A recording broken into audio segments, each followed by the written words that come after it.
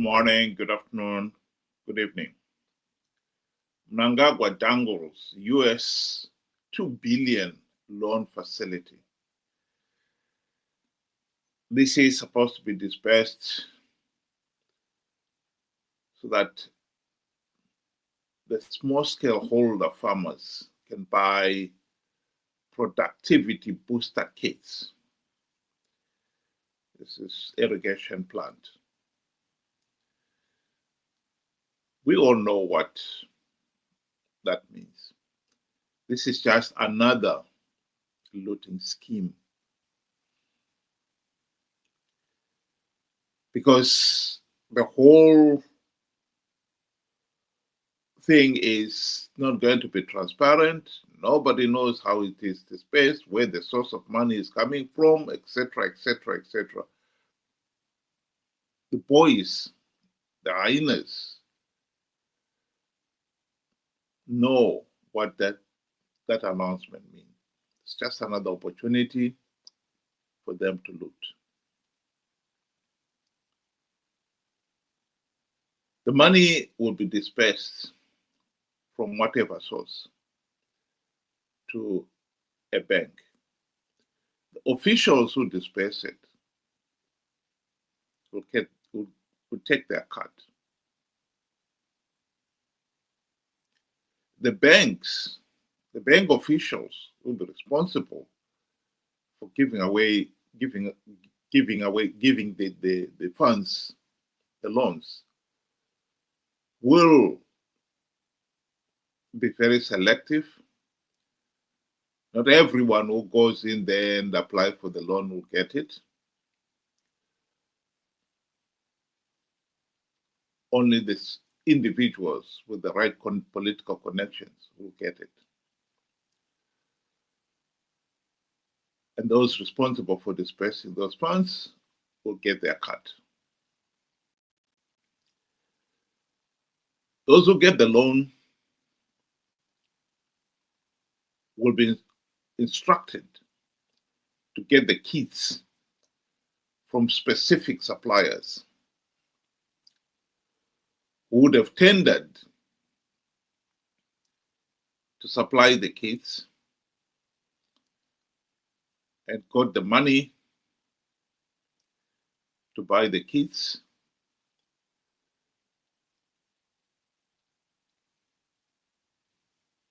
And won the tender from the same, said, government officials or bank officials. The prices will be inflated, the quality of the goods supplied will be inferior. The suppliers get their cut. Those who awarded the tender get their cut. And the individual who comes to buy the kits buy something that is probably not going to last. But don't worry. They will not be out of their pocket, because in most of these cases, no one ever pays that loan.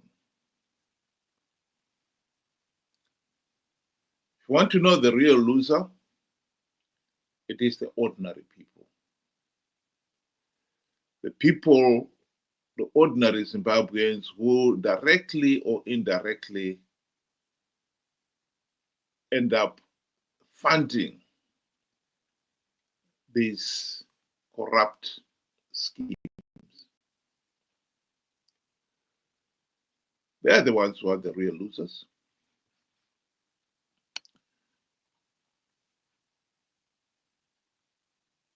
How many times have we read from, say, the Auditor General only a few weeks ago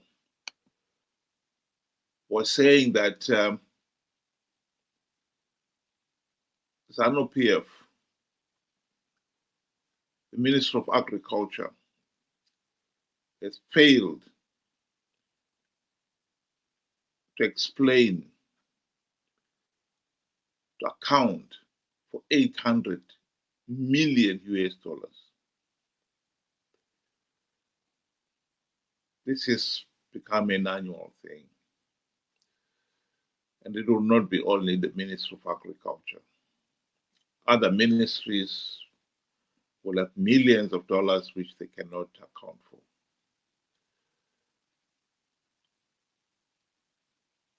This is taxpayers' money.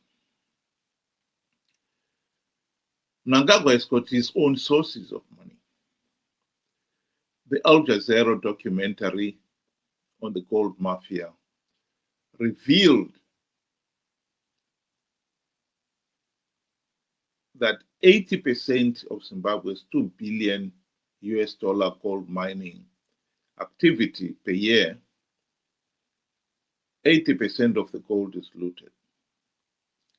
And Mnangagwa himself was named in that documentary as the godfather.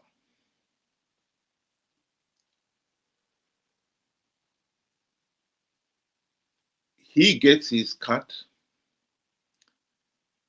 and those involved in the looting get their cut. And it is some of this wealth that is now finding its way into funding all these panzer schemes.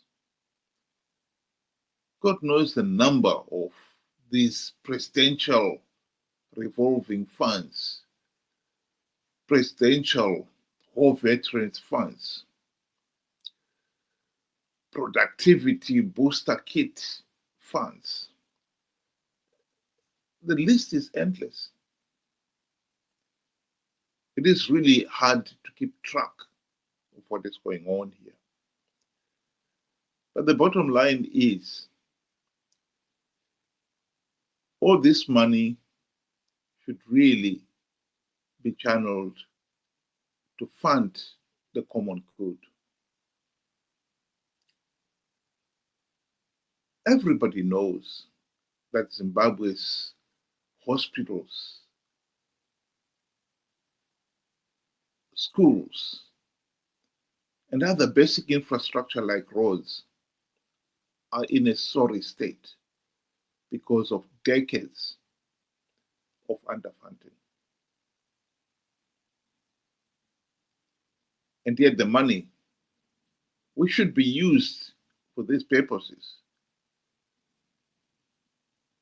is channeled to fund these various panzer schemes, in which the same people are found looting them.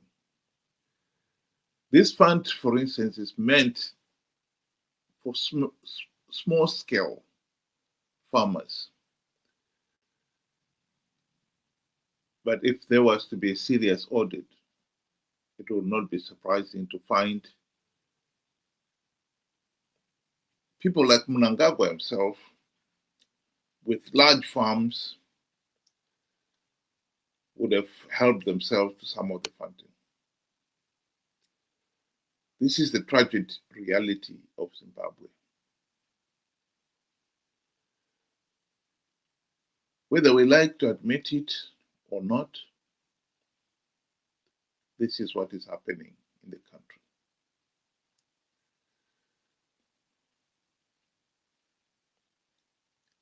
And Mnangagwa can do all this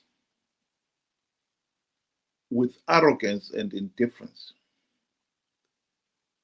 because he knows that he's not democratically accountable to the people of Zimbabwe. Mnangagwa rigged the 2023 elections, just as he rigged the 2018 elections.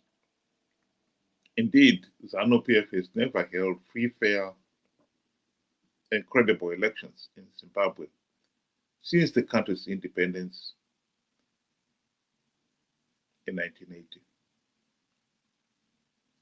Here he is boasting about how he doesn't care what SADC in the AU say regarding Zimbabwe's failure to hold free, fair, and credible elections? Vana vakatuka Zanu PF kana ini ndonyanyisa kufara ndokuita tiri kuita zvakanaka. Ukavona vavengi vakwashi kurumbidza nekuchikanganisa, ukavona vachiti Zanu PF yakaipa, farai, because you are doing correct things for your country. Hongu takaita maelections edu, kuna vamwe vaitaura zvisina musoro zvikanzi maelections anofamba zvakanaka, ndezvavo.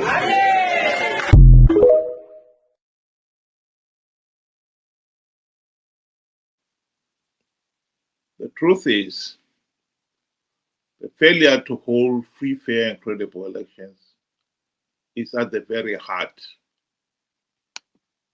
of why Zimbabwe is a failed state,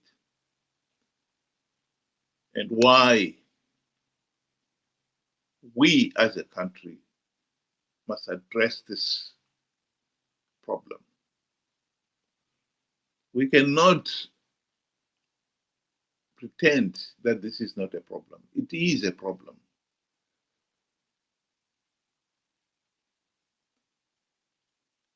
Zimbabwe is a failed state, sinking deeper and deeper into the abyss. Everybody knows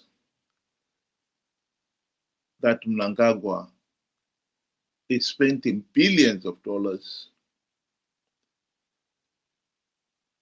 on these looting schemes or vote buying schemes at the expense of the common good. Zimbabwe needs to implement the democratic reforms and clean up its political system. Zimbabwe's political system is now like a sewage pond. We will never get quality leaders, either in Zanu PF itself or the opposition, as long as we have a political system in which corruption, those who are corrupt, get the advantage. We had the opportunity to implement the democratic reforms and dismantle the dictatorship during the 2008 to 2013 GNU. What we need to fight for is another GNU, and this time make sure that we do implement the reforms. This is not an impossible task. Just because Morgan Tsvangirai and his MDC friends sold out does not mean there's no one else out there who can implement the reforms. Nor does it mean we do not need reforms anymore.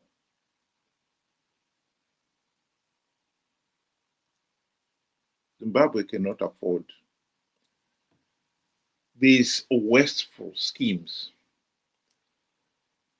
where the money is looted or is used to buy votes or to rig elections. Those are the only big expenses in Zimbabwe today. We can't afford that. And we should seriously address these problems now. This madness must stop. Mnangagwa dangling US $2 billion loan facility. Yes, we know all that. We all know what that means. To his followers, he is just dangling another opportunity for them to loot. It is for us to stop this madness. Think about it.